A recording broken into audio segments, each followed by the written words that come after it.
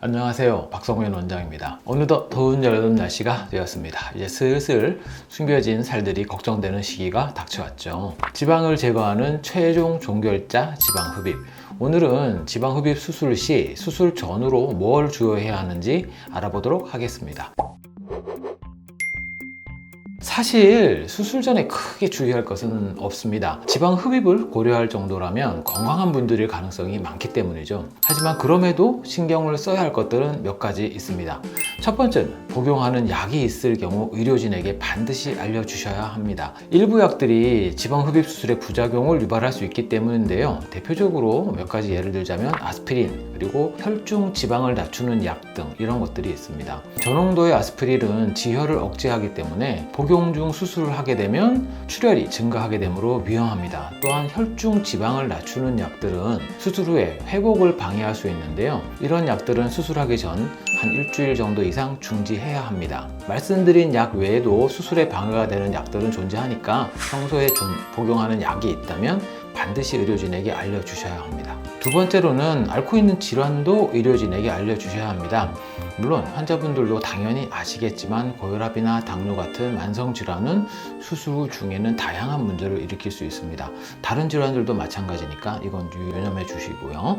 세 번째는 손, 발톱, 매니큐어, 젤리 이런 것들을 제거하는 것입니다. 지방 흡입 수술은 수면 마취로 진행합니다. 수면 마취는 대부분 안전하지만 가끔은 호흡 장애가 생길 수도 있죠. 이런 경우를 대비해서 산소 포화도라는 것을 체크하는데 이를 체크하는 기구를 손, 발톱에 장착을 하게 됩니다. 근데 손, 발톱에 매니큐어나 젤리가 있다면 이것을 방해하기 때문에 수술 전에는 반드시 제거하고 오시는 게 좋겠습니다. 마지막으로는 금식입니다. 앞서 언급했듯이 수술은 수면 마취하에 진행하는데 만약 위에 음식물이 남아있다면 구토를 할 수 있고 잘못하면 역류한 음식물이 기도로 들어가게 되는 치사율 20%에 달하는 기도내 흡인이라는 병이 발생할 수 있기 때문입니다. 8시간 이상의 금식은 기도내 흡인 발생 확률을 제로로 만들 수 있기 때문에 물을 포함해서 수술 전 8시간 정도는 반드시 금식하는 게 좋겠습니다. 이상이 수술 전이라면 다음으로는 수술한 후의 주의사항에 대해서 말씀드리겠습니다. 수술 직후에는 통증과 마취로 인한 어지러움과 같은 기립성 저혈압이 발생할 수 있습니다. 이는 육체적 스트레스로 인해 갑자기 혈압이 떨어지기 때문에 발생하는데요.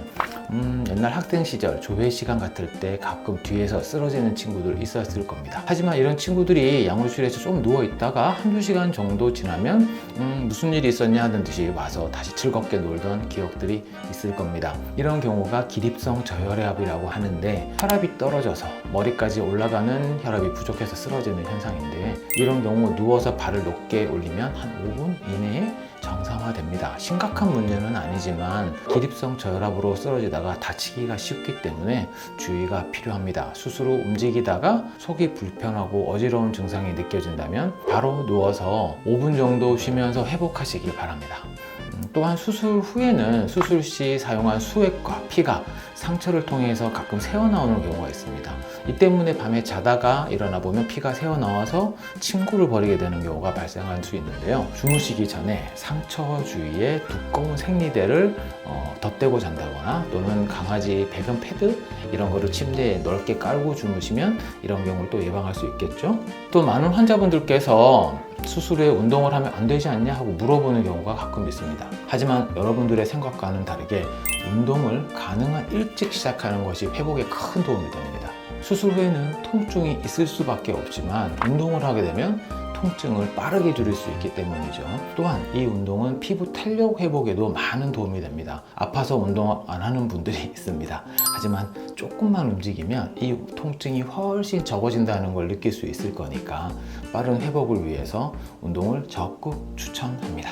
자, 오늘은 지방 흡입 전후로 염두에 두면 좋을 주의사항을 좀 말씀드렸습니다. 다음에도 여러분들께 도움이 될 수 있는 정보로 찾아뵙겠습니다. 이상 의학교TV 박성민 원장이었습니다. 감사합니다.